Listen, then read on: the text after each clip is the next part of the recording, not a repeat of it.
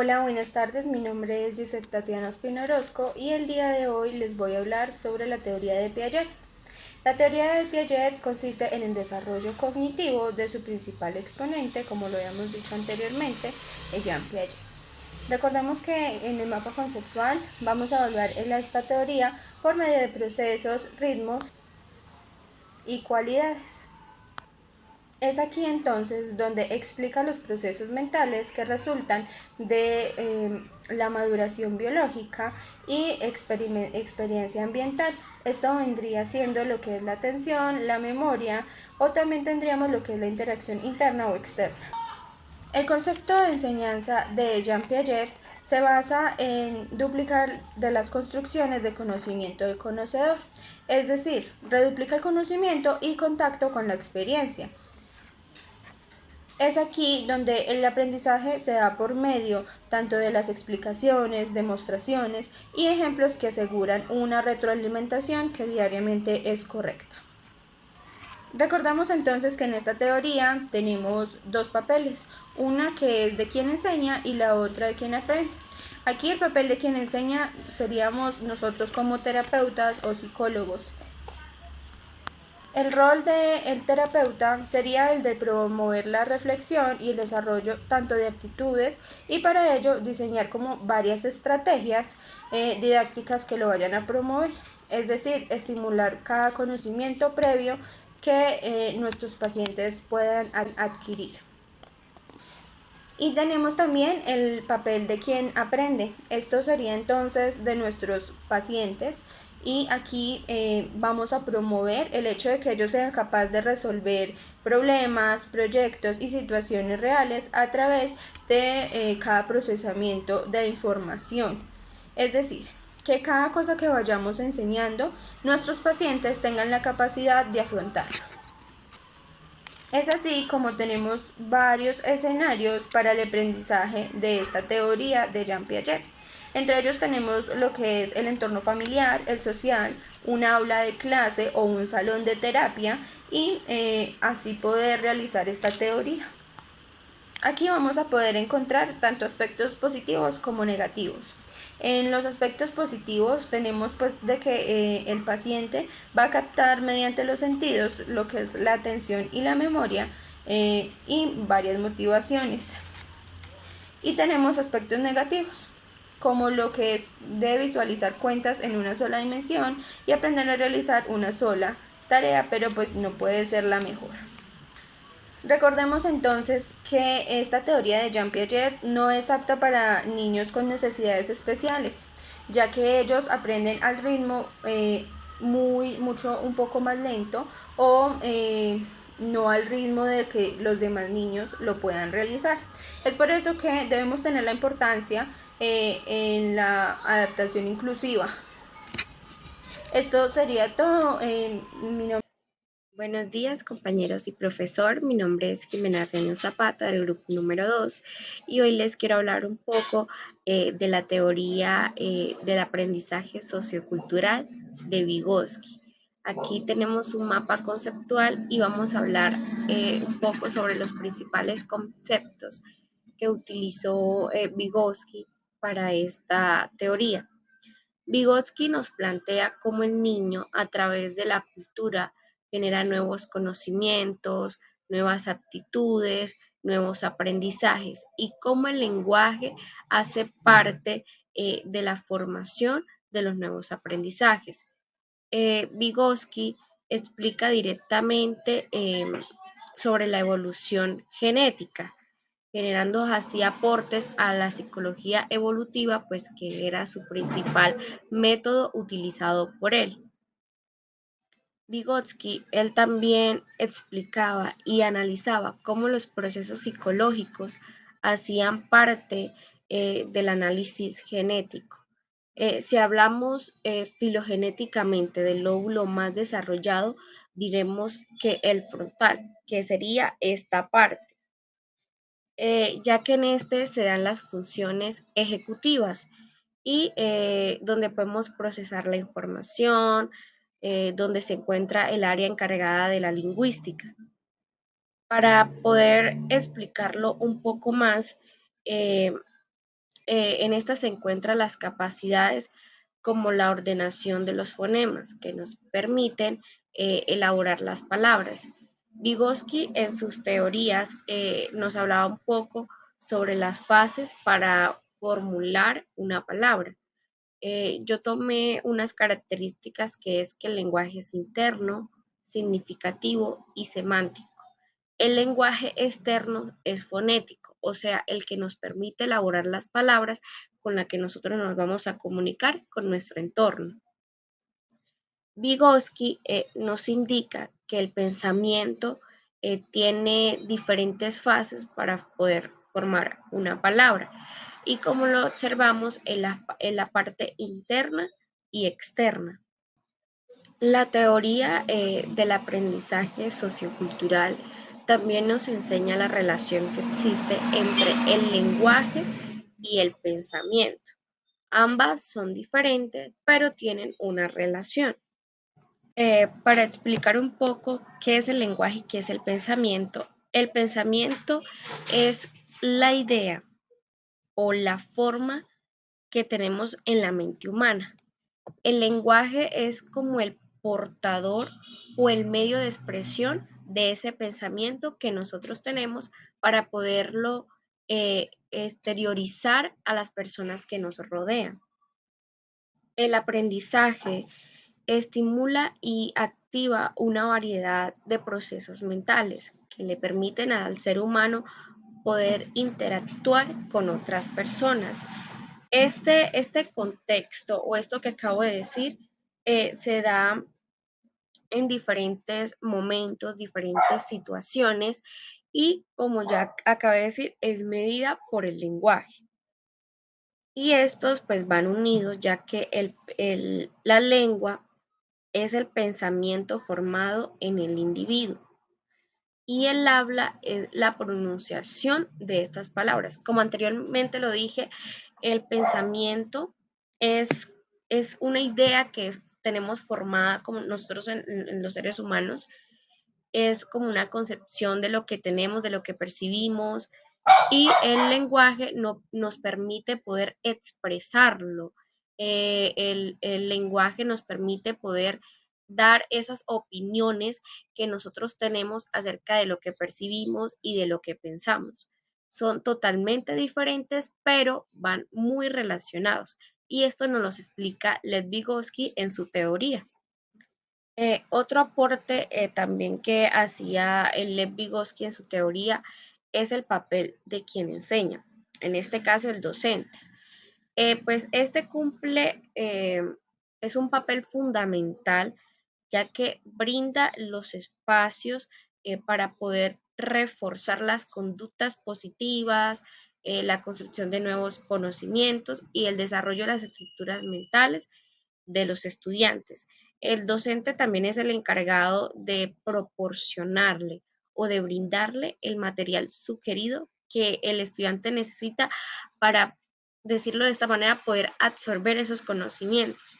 Esos materiales pueden ser en el colegio, como lo podemos evidenciar, que son el tablero, marcadores, carteleras, proyectores como el video, entre otras muchas cosas.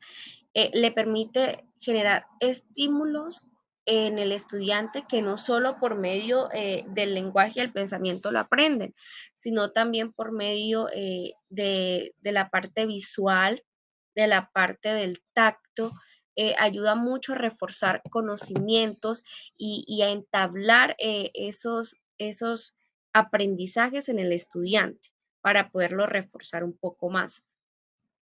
Ahora hablando un poco, cuando el estudiante adquiere eso, vamos a hablar también del papel de quien aprende, que en este caso es el estudiante.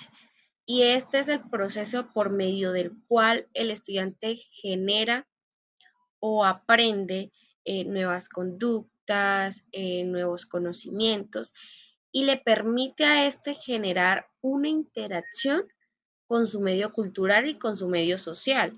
Eh, Anteriormente, Lev Vygotsky decía que el ser humano tenía o el estudiante tenía que aprender primero y explicaba que el aprendizaje se producía en el medio social, ya que este le permite generar nuevas experiencias. Leía en un artículo que el estudiante o en los niños, cuando van a la escuela, ya ellos llevan conocimientos, que generalmente esto se debe aprender en el hogar por parte de los padres, que son principios básicos que ellos les enseñan. El docente aquí en este caso es el encargado de reforzar lo que ya ha aprendido y darle nuevas ideas, nuevas pautas, nuevos principios en ellos que en un futuro ellos podrán reflejarlo en su entorno. Quiero finalizar esto con una frase que dijo Lev Vygotsky y es que lo que un niño puede hacer hoy con ayuda será capaz de hacerlo por sí mismo el día de mañana. Entonces, es lo que yo creo que esta frase encierra un poco todo lo que Lev Vygotsky nos quería enseñar. Hola, mi nombre es Leymar Pérez y te voy a explicar las ideas de Jerome Brunner. Brunner tiene una noción de la educación, contexto social, lo hace retomar, digamos, para presentar melodías. Por eso sustenta que la teoría de aprendizaje o su mejor recurso para aprender es a través del aprendizaje. Por eso él va de la mano con Jean Piaget. Entonces, cuando él se fundamenta en la educación, él plantea que el aprendizaje se puede basar a través del cómo conocer. Para ello, entonces, eh, igual que Piaget, va cogiendo un mismo lineamiento de unas etapas. Entonces, él plantea que hay unos modelos de representación. Aquí tenemos entonces el modelo de representación, el primero que él llama es el modelo enactivo. Este modelo tiene que ver con la acción física, es decir, el aprendizaje se realiza por medio de la imitación, donde el niño puede interactuar con la realidad. ¿Sí? Entonces, es importante mencionarlo. El otro, que es el modelo icónico, digamos que también tiene que ver con esa representación de la realidad, pero esta vez es a través de un medio más coloquial, representación o imitación de imágenes, donde ya se calcula que los niños están más avanzados. Y por último, en el modelo simbólico, que ya es cuando una etapa de crecimiento más avanzada, porque se basa en la representación de la realidad, pero ya no es a través digamos, de imágenes, sino que es a través del lenguaje. El niño ya tiene la capacidad de, digamos, representar un medio, eh, lo abstracto a través del lenguaje, de la palabra o también del escrito, ¿verdad? Eso es el aprendizaje.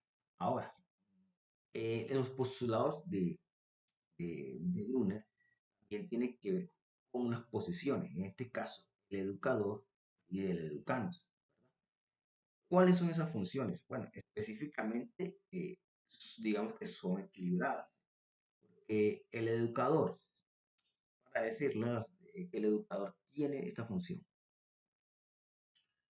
Digamos que el educador, el que enseña, debe generar situaciones, problemas, para poder generar, digamos así, una reflexión y comprensión, porque si no se realiza esta acción, vano, digamos, la etapa del educador, ¿verdad? Y ahí se incluye algo muy importante. El educando, el niño, debe tener, digamos, una participación activa, ¿verdad? Ya que dentro de esa participación activa uno podría decir, bueno, si el niño debe aprender, en este caso el educando, debe generarse algo. Puede ser nosotros lo podríamos interpretar como, bueno, yo, lo personal, como la curiosidad. Si no hay curiosidad, no hay un medio por el cual se interese este niño. Para ello, entonces, por eso digo que se va enriqueciendo los conocimientos básicos del aprendizaje.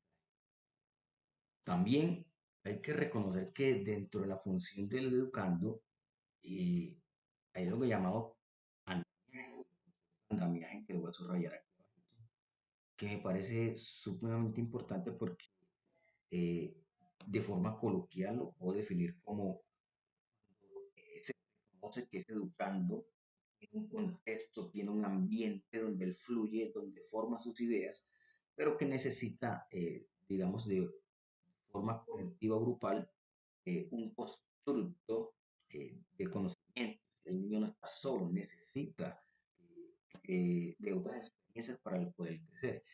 Y es a través de aquí que podemos decir que él plantea una psicología del desarrollo holístico, que depende del lenguaje, los símbolos y el contexto. Bueno, mi nombre es Laura Fernanda Martínez Zapata. Para Albert Bandura crea la teoría cognitiva social, que es el proceso de aprendizaje que va de la mano de ciertos factores de la personalidad, es decir, el temperamento y el carácter.